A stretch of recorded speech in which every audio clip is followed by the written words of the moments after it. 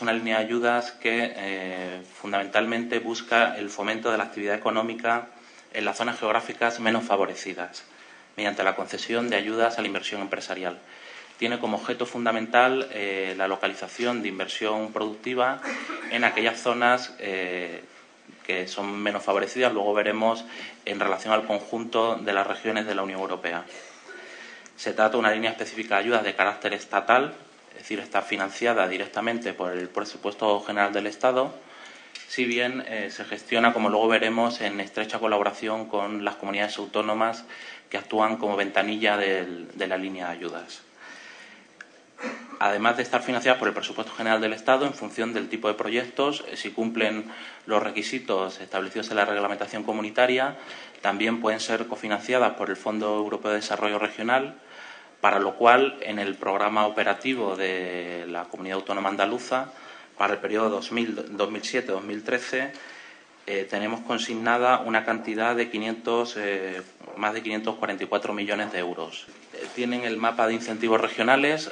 Lo primero que habría que decir es que toda la normativa de ayudas de Estado, como ustedes saben, está regulada por el derecho a la competencia. Directamente el Tratado de la Comunidad Europea prohíbe con carácter general las ayudas a empresas desde el momento en que suponen otorgar una ventaja de carácter selectivo a una determinada empresa, lo que puede suponer un falseamiento de la competencia. El propio tratado es el que recoge aquellas situaciones en las que se puede efectuar esta prohibición y, en concreto, en lo que a nosotros nos afecta, se recoge la posibilidad de conceder ayudas en regiones que tengan un Producto Interior Bruto, su media sea inferior, por ejemplo, a la media comunitaria. Sobre la base de la normativa comunitaria, se dicta para cada periodo de programación. En la actualidad, para el periodo 2007-2013, tenemos las directrices comunitarias de ayudas de Estado de finalidad regional, sobre la base de las cuales se elaboró el mapa español de incentivos regionales. Una de las cuestiones fundamentales que establecen las directrices es la cuantía máxima de ayudas que se puede conceder a un mismo proyecto en cada una de las regiones. Como pueden ver por el mapa, dentro de lo que sería el sistema de incentivos regionales, tenemos regiones que abarcan desde el 15% máximo de ayuda. Serían las regiones, por así decirlo, más desarrolladas, entre las que se encuentran Cantabria o Aragón. Y en el caso concreto de Andalucía, se puede llegar a un máximo de ayudas del 40% de la inversión subvencionable del proyecto. Señalar que este techo del 40% está en vigor únicamente hasta el 31 de diciembre del año 2010, fecha a partir de la cual el techo baja hasta el 30%. En cuanto a los incentivos regionales, ¿en qué se traduce la ayuda? En todos los casos, si bien había diferentes instrumentos que la ley nos permitía elegir y el propio reglamento, en el Real Decreto de delimitación de la zona de promoción económica se ha escogido aquel instrumento que se considera más favorable para las empresas, que es directamente subvención a fondo perdido sobre la inversión aprobada. Se traduce en un porcentaje sobre la inversión considerada subvencionable, que luego además veremos cuáles son los criterios de valoración y cómo se calcula aproximadamente este porcentaje de subvención. En cuanto a los sectores económicos promocionables, también se ha intentado que en dos grandes grupos se incluyan el mayor número de actividades económicas. Estos grupos son las industrias transformadoras y los servicios de apoyo a la producción. La definición en los Reales Decretos es muy amplia. Y, en segundo lugar, serían los establecimientos turísticos e instalaciones complementarias de ocio. Así lo exige la propia normativa comunitaria. Se tiene que tratar de inversión nueva. ¿Qué se entiende por inversión nueva? O bien la creación de nuevos establecimientos o ampliaciones o modernizaciones que tienen que suponer una inversión significativa. Es decir, en el caso de nuevos establecimientos, no hay la única cuantía mínima exigida son 600.000 euros de inversión. En todos los casos es la inversión mínima exigida, teniendo en cuenta que tienen que ser inversiones productivas y de determinada cuantía, porque el objeto precisamente de la línea establecido así por ley es la localización de inversiones de este tipo en zonas menos favorecidas.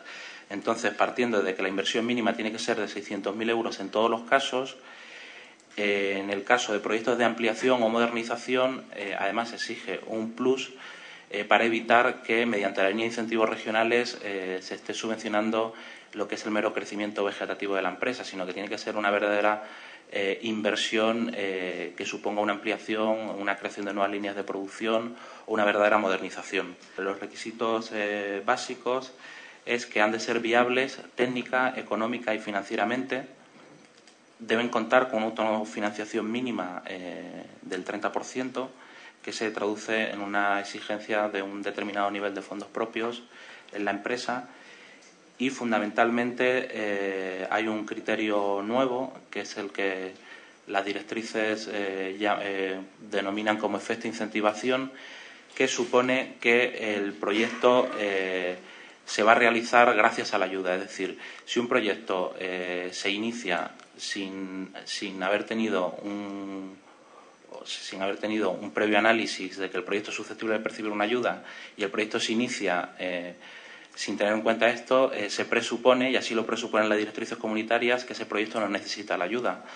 Por eso esto, desde el punto de vista práctico, se traduce en que el proyecto no puede iniciarse en primer lugar, antes de presentar la solicitud.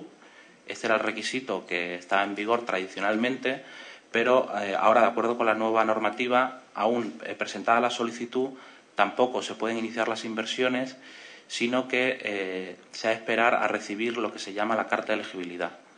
Esta es una carta que emite la comunidad autónoma. Una vez que se recibe el proyecto, se realiza un análisis previo de elegibilidad de cuestiones básicas, es decir, de que se cumplen los requisitos básicos en términos de inversión, de localización del proyecto, y emiten una carta donde le comunica al promotor del proyecto que el proyecto, en principio, es susceptible de ser elegible. ¿Cuáles son los conceptos subvencionables? En primer lugar, la obra civil. En segundo lugar, los bienes de equipo. En tercer lugar, los estudios previos y otros conceptos que se puede apreciar excepcionalmente por el Consejo Rector en proyectos de carácter singular por la naturaleza de la inversión. Antes señalé que, por razones de política económica, el Consejo Rector puede excluir determinadas actividades, y en este sentido, en la actualidad, están excluidas actividades de los sectores de tableros de fibras y partículas y actividades que sean inputs de la construcción. Están excluidos con carácter general del sistema de incentivos regionales los proyectos del sector de industrias agroalimentarias.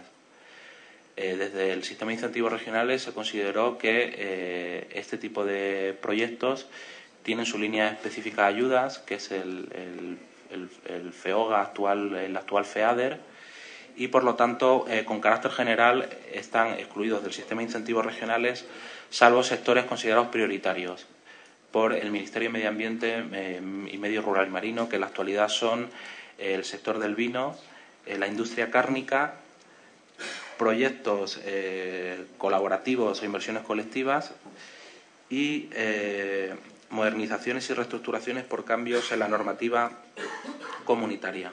Y vemos cómo lo que anteriormente señalábamos que eran los criterios de valoración se traducen en puntuación. Así hablábamos del criterio de valoración empleo, por el que se puede obtener una puntuación máxima de 20 puntos.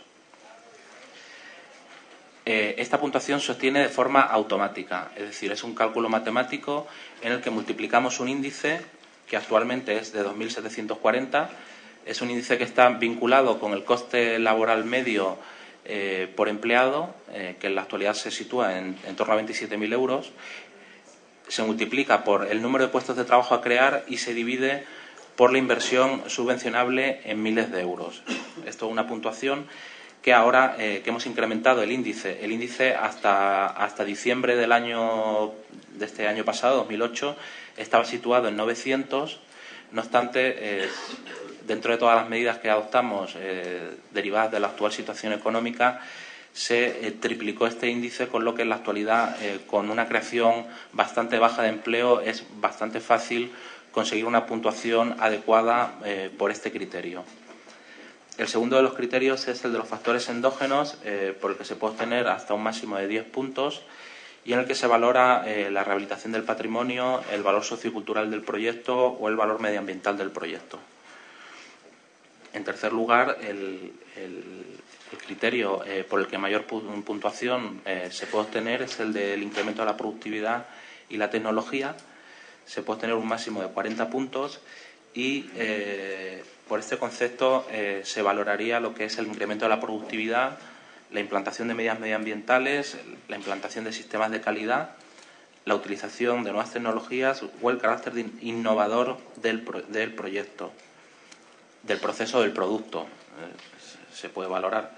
Y por último, en el concepto carácter dinamizador, por el que se puede obtener hasta un máximo de 15 puntos, se valoran los beneficios inducidos en las zonas asistidas. Hay una especial consideración si la inversión es realizada por pequeñas o medianas empresas, y también se valora la incidencia de la creación de empleo sobre la tasa de paro de la zona. Desafortunadamente, estamos en Madrid, son las comunidades autónomas las que tienen una mayor proximidad al empresariado y nosotros lo que vemos son papeles. Y por eso es fundamental que ustedes sepan cuáles son las cuestiones que más valoramos y que en el caso de que vayan a implantar medidas medioambientales, sistemas de calidad, que todo eso quede perfectamente reflejado en el expediente de solicitud de la subvención, porque de lo contrario nosotros nos pueden decir que el proyecto es estupendo, que es maravilloso para la región, pero si no está claramente reflejado en la memoria, nosotros no podríamos puntuarlo.